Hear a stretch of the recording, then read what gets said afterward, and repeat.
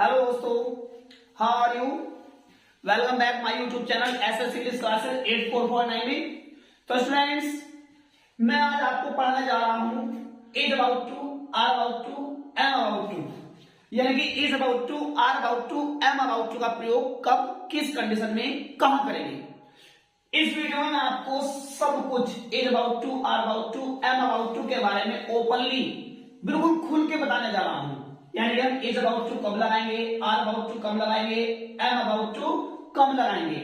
उससे पहले अगर आप हमारे चैनल एसएस इंग्लिश क्लासेस पर नए हैं तो हमारे चैनल को सब्सक्राइब कर लीजिए और बेल आइकन को ऑन कर लीजिए ताकि आपके पास वीडियो समय पर पहुंचती रहे। तो फ्रेंड्स, शुरू करते हैं। मैं हूं आपका इंग्लिश कोच और आप देख रहे हो एसएस इंग्लिश क्लासेस 8449। तो फ्रेंड्स, इज, आर, एम और प्लस इनके साथ अबाउट टू आखिरकार हम कहां लगाएंगे। तो देखिए स्टूडेंट्स, पहचान इसकी कैसे कर पाएंगे और हम इन वाक्यों को कैसे इंग्लिश में बोलेंगे और किस प्रकार हम स्पीकिंग करेंगे। अगर हमारे वाक्यों में मतलब पहचान जो है इसकी इन वाक्यों के अंत में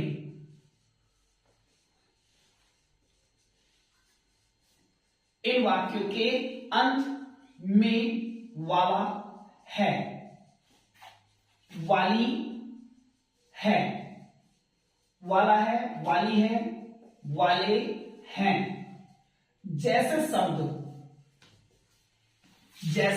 शब्द दे होते हैं,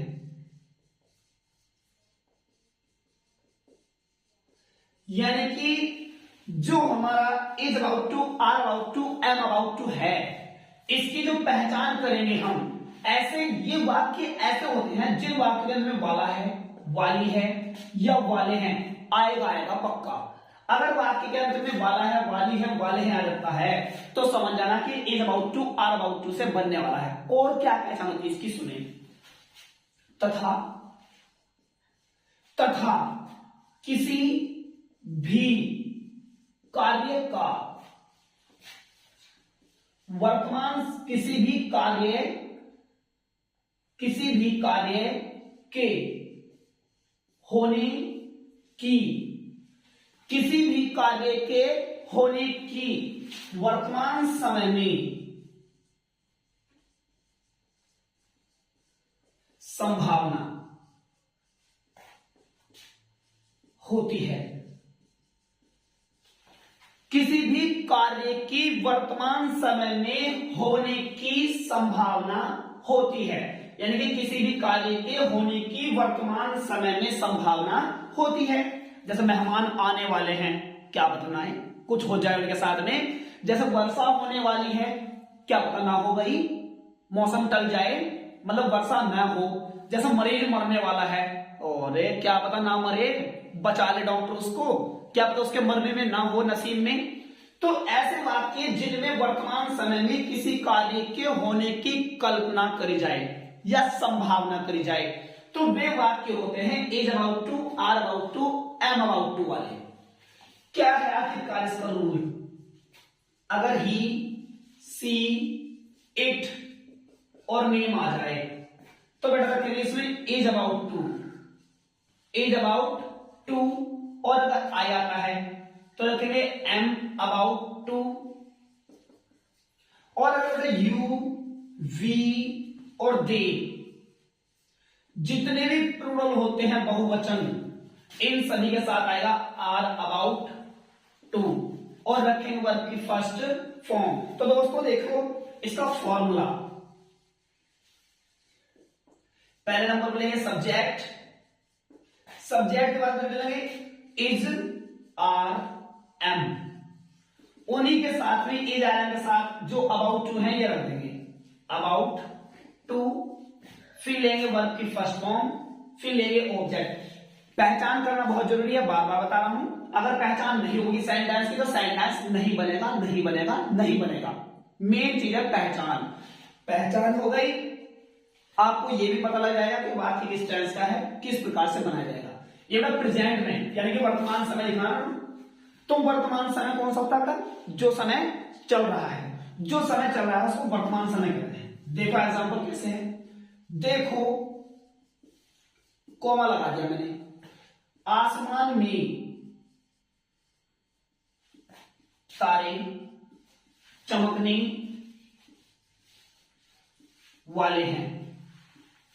देखो आसमान में तारे चमकने वाले हैं, तो ये आ गया वाले हैं। और देखो देखो आसमान में तारे चमकने वाले हैं, क्या पता ना चमके, बादल हो जाए, बारिश का मौसम बन जाए। तो केवल संभावना बता दी गई, केवल अनुमान लगाया जा रहा है, कल्पना कर दी गई है कि तारे चमकने वाले हैं, नहीं चमक सकते, कुछ भी हो सकता है। तो पहला जिस शब्द के बाद बड़ा कोमा लगा होता है उस शब्द को लगा देंगे। सी देखो या लुक देखो या सी देखो, उसके बाद लगाएंगे काम कर वाक्य में चमकने का। क्या काम हो रहा है? चमकने का। कहां चमकेंगे? आसमान में। क्या चमकेंगे? तारे। तो देखो सब्जेक्ट ही छिपा बैठा बीच में, ये रहा छिपा रुस्तम, इसे उठाओ बाहर है इससे।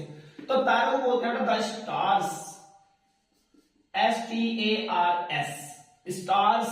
स्टार्स एक होते हैं, बहुत सारे होते हैं, बहुत सारे। तो बहुवचन के साथ में क्या का यूज करेंगे बेटा? Are about to. तो ये आ गया आपका आर अबाउट टू, ये हो गई संभावना अबाउट टू से। अब ले लो इसकी वर्ब यानी कि काम, काम का चमकना, साइन, SHINE। तारे चमकने वाले हैं, कहां बेटा? आसमान में, इन द स्काई। ये हो गया आपका वाक्य। अगर बात की जाए वे यहां आने वाले हैं, वे यहां आने वाले हैं, अरे क्या पता ना आए, वापस चला जाए, उनके मूड की बात है। वे यहां आने वाले हैं, तो वे का मतलब दे, और दे के साथ आएगा verb, sorry R.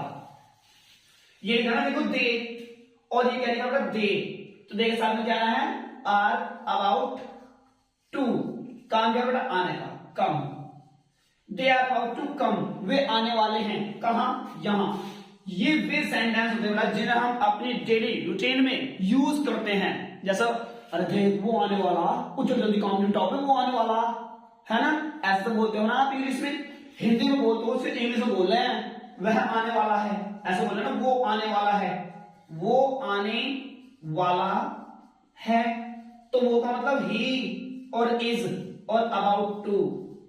He is about to, काम रख, आने का, कम। तो इंग्लिश में बोल रहे हैं इसको, he is about to come, he is about to come. जैसे मरीज मरने वाला है, मरीज मरने वाला है, मरीज मरने वाला है। तो मरीज की पेशेंट, और पेशेंट एक बचा बेटा, तो इज और about to. Patient is about to, काम क्या है? मरने का, यानी कि डाई, DIE। ये हो गया आपका सेंटेंस। और समझे, वर्षा होने वाली है, वर्षा होने वाली है। तो इट, वर्षा वाले वाक्य का सब्जेक्ट इट माना जाता है। क्या माना जाता है? इट। तो is, it is about to, काम कर रहा है वर्षा होने का, तो वर्षा होने को बोलेंगे rain. It is about to rain, ये हो गया आपका। तो ये तो हो गया बेटा आपका वर्तमान समय में, प्रेजेंट में। किस में हो गया बेटा? प्रेजेंट में। मैं आपको पास्ट में बताने वाला हूं कि is about to, are about to के जगह वाज अबाउट टू और वर अबाउट टू का प्रयोग किस प्रकार से करेंगे। तो दोस्तों ये हो गया आपका was about to, were about to. अभी तो मैंने आपको is about to, are about to, am about to के बारे में बताया है। अब मैं बताने जा रहा हूं आपको वॉज अबाउट टू और वर अबाउट टू। आगे का वॉज अबाउट टू और वर अबाउट टू कब लगेगा। तो जिस प्रकार से is about to, are about to, am about to present में लगा है, उसी प्रकार से was about to, were about to का प्रयोग भूतकाल में होगा। पहचान वही होगी, उसमें तो थी प्रेजेंट में वाला है, वाली है, वाले हैं, लेकिन इसमें हो जाएगी वाला था, वाली थी और वाले थे। भूतकाल समय में किसी कार्य के होने की संभावना, यानी जो समय बीतता हुआ है भूतकाल, उसमें किसी काम के होने की संभावना करीबी होगी। तो ये हो जाएगा वॉज अबाउट टू और वर अबाउट टू। जैसे इसका रूल ये बढ़ जाएगा बेटा,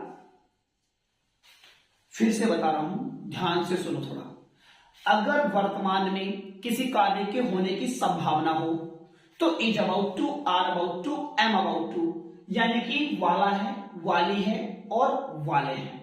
और अगर पास्ट में किसी कार्य के होने की कल्पना या संभावना हो, यानी कि किसी चीज के बारे में पहले सोचा जा रहा हो या सोचा गया हो और बस, तो उसे बोलते हैं कल्पना करना यानी संभावना करना। तो अगर पास्ट में कल्पना या संभावना हो रही होगी तो वाला था आएगा, वाली थी आएगा और वाले थे आएगा। तो इसमें क्या करेंगे, अगर subject I he, she, it और नेम आता है तो रखेंगे बेटा was about to, was about to. अगर यू, वी और दे जितने भी प्लूरल होंगे यानी कि बहुवचन, इन सभी के साथ आएगा वर अबाउट टू और रखेंगे वर्ब की फर्स्ट फॉर्म। दोस्तों अगर जो हेल्पिंग वर्ब के साथ में टू लग जाता है ना, तो जो वर्ब होती है वो फर्स्ट फॉर्म बन जाती है, वो इंफिनिटिव वर्ब होती है। फिर इसका फॉर्मूला पहले लेंगे सब्जेक्ट, क्या लेंगे बेटा सब्जेक्ट, उसके बाद लेंगे वॉज कॉमा वर्ब और लगाएंगे साथ में अबाउट टू, फिर लेंगे वर्ब की फर्स्ट फॉर्म और फिर लेंगे इसका ऑब्जेक्ट। जैसे एग्जाम्पल है, एग्जाम्पल समझें, माताजी, माताजी पूजा करने वाली थी।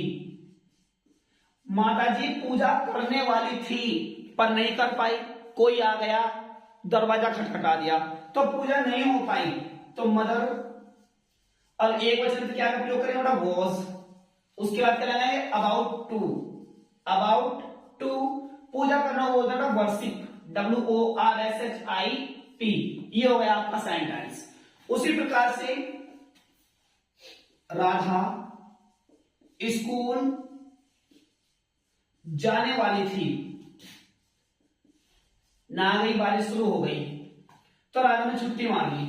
राधा स्कूल जाने वाली थी केवल संभावना कर दी गई है, तो राधा और लेंगे was about to, Radha was about to काम क्या बेटा जाने का, राधा जाने वाली थी, जाने वाली थी तो गो टू स्कूल, राधा जाने वाली थी कहां बेटा स्कूल में। ये हो गया आपका वॉज अबाउट टू। जैसे मेरा भाई, मेरा भाई मेरे पास आने वाला था, मेरा भाई मेरे पास आने वाला था तो मेरा भाई बोले बेटा माय ब्रदर। अब माय ब्रदर है एक वचन तो यूज करेंगे वॉज का और about to. My brother was about to काम कर रहा है आने का, come. My brother was about to come, मेरा भाई आने वाला था कहां मेरे पास। जब किसी के पास जाते तो कहना होता है टू, टू का और टू मी। ये हो गया आपका was about to, were about to. एक और समझें, जैसे एग्जाम्पल बेटा चपरासी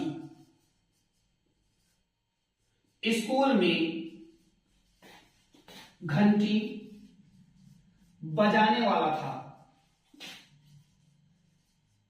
चपरासी स्कूल में घंटी बजाने वाला था तो चपरासी बोल रहा मतलब पियोन, पियोन एक वचन है तो क्या प्रयोग हो गया वॉज अबाउट टू का, वॉज अबाउट टू काम क्या बजाने का रिंग, चपरासी बजाने वाला था क्या बेटा घंटी, द बेल, कहां स्कूल में तो ये हो जाएगा इन द स्कूल।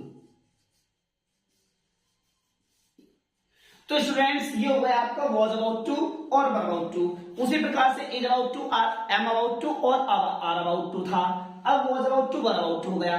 तो स्टूडेंट्स अगर वर्तमान में किसी कार्य की संभावना हो रही होगी तो लगाएंगे is about to, are about to, am about to, और अगर पास्ट में हो रही होगी तो लगाएंगे वॉज अबाउट टू और वर अबाउट टू। इसी प्रकार से स्टूडेंट्स सारे जितने भी रूल्स होते हैं इंग्लिश ग्रामर के, जितने भी आपको सेंटेंस बोलने में, स्पीकिंग करने में, जितने भी यूज आपके लाइफ में डेली यूज होने वाले हैं, उसी प्रकार सारे के सारे यूज को समझने के लिए और याद करने के लिए और स्पीकिंग करने के लिए आप हमारे चैनल एसएस इंग्लिश क्लास को सब्सक्राइब कर लीजिए ताकि आप इंग्लिश स्पीकिंग बड़े ही देसी स्टाइल में कर सकूं।